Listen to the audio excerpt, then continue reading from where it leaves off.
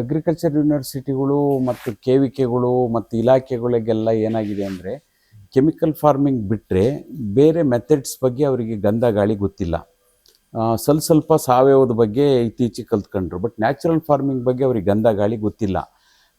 ಈಗ ಕಲಿಯೋದಕ್ಕೆ ಪ್ರಾರಂಭ ಮಾಡಿದ್ದಾರೆ. ಕಾರಣ ಏನು ಅಂತಂದರೆ, ಕಳೆದ 3 ವರ್ಷದಲ್ಲಿ ಕೇಂದ್ರ ಸರ್ಕಾರ ನೈಸರ್ಗಿಕ ಝೀರೋ ಬಜೆಟ್ ಶೂನ್ಯ ಬಂಡವಾಳ ನೈಸರ್ಗಿಕ ಕೃಷಿ ಅಂತೇಳಿ ಒಂದು ಜಾರಿಗೆ ತಂತು. ಅದು ಸ್ವಲ್ಪ ಫೇಲ್ ಆಯಿತು.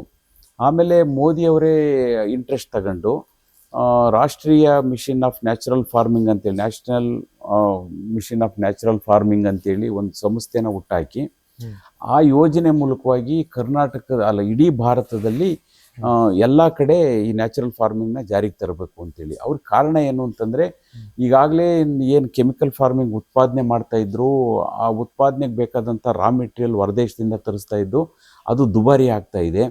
ಆಮೇಲೆ ಅದನ್ನು ತರಿಸೋದಕ್ಕೆ ಆಗ್ತಾ ಇಲ್ಲ. ಈಗಾಗಲೇ ಯುದ್ಧಗಳೆಲ್ಲ ಸ್ಟಾರ್ಟ್ ಆದವು, ಹಾಗಾಗಿ ತರಿಸೋದಕ್ಕೆ ಸ್ಟಾರ್ಟ್ ಆಗ್ತಾ ಇಲ್ಲ. ಹಾಗಾಗಿ ಹೆಚ್ಚು ಕಡಿಮೆ DAP-ನಲ್ಲಿ 30% ಕೊರತೆ ಈಗ ಇದೆ ಭಾರತದಲ್ಲಿ.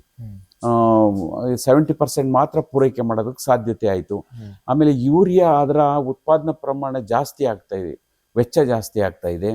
ಹಾಗಾಗಿ ಒಂದು ಚೀಲ ಯೂರಿಯಾನ ಸರ್ಕಾರ 250 ರೂಪಾಯಿಗೆ ಕೊಡಬೇಕು.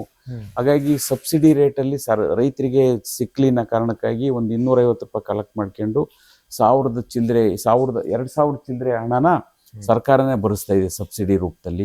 ಹಾಗಾಗಿ ಮುಂದಿನ ದಿನಗಳಲ್ಲಿ ಇದು ಹೊರೆಯಾಗುತ್ತೆ ಅನ್ನೋ ಕಾರಣಕ್ಕಾಗಿ ನ್ಯಾಚುರಲ್ ಫಾರ್ಮಿಂಗ್ನ ಇಂಪ್ಲಿಮೆಂಟೇಷನ್ ಮಾಡಿದರೆ ನಿಸರ್ಗ ಹೇಗೆ ಉಳಿಯುತ್ತೆ, ಮತ್ತು ರೈತ ಹೇಗೆ ಸಸ್ಟೈನಬಲ್ ಆಗ್ಬೋದು, ಪ್ರಕೃತಿ ಹೇಗೆ ಸಸ್ಟೈನಬಲ್ ಆಗ್ಬೋದು, ಇದಕ್ಕೆ ಸರ್ಕಾರಗಳಿಗೆ ಕೊಡುಗೆ ಏನು ಸಿಗುತ್ತೆ, ಬರ್ಡನ್ ತಪ್ಪುತ್ತೆ, ಇವೆಲ್ಲದನ್ನು ಒಟ್ಟಾರೆ ಆಲೋಚನೆ ಮಾಡಿ ನೈಸರ್ಗಿಕ ಕೃಷಿನ ಕಂಪಲ್ಸರಿ ಜಾರಿಗೆ ಮಾಡಬೇಕು ಅಂತೇಳಿ ಪ್ರಧಾನಮಂತ್ರಿಯವರು ತಮ್ಮ ಕಚೇರಿನಲ್ಲೇ ಈ ಹಿಡಿತನ ಇಟ್ಕೊಂಡು ಅಲ್ಲಿಗೆ ನೋಡಲ್ ಆಫೀಸರ್ಗಳು, ಒಬ್ಬೊಬ್ಬರು ರಾಜ್ಯಕ್ಕೆ ನೋಡಲ್ ಆಫೀಸರ್ಗಳು ನೇಮಕ ಮಾಡ್ಕೊಂಡು ಪ್ರತಿ ಹಳ್ಳಿನಲ್ಲಿ, ಒಂದು ಜಿಲ್ಲೆನಲ್ಲಿ ಏನು ಇದ್ರ ಮೇಲೆ ಡೆವಲಪ್ ಆಗ್ತಾ ಇದೆ ಅದು ಪ್ರತಿ ಒಂದು ವರದಿನೂ ಪ್ರಧಾನಮಂತ್ರಿಗೆ ತಲುಪಿಸೋಂಥ ವ್ಯವಸ್ಥೆನ ಗಮನಿಸ್ತಾ ಇರೋದ್ರಿಂದನ ಇಲ್ಲಿ ನ್ಯಾಚುರಲ್ ಫಾರ್ಮಿಂಗ್ ಇನ್ನು 3 ವರ್ಷದೊತ್ತಿಗೆ ಚೆನ್ನಾಗಿ ಇಂಪ್ಲಿಮೆಂಟೇಷನ್ ಆಗುತ್ತೆ ಅನ್ನೋದು ಒಂದು ಕಲ್ಪನೆ.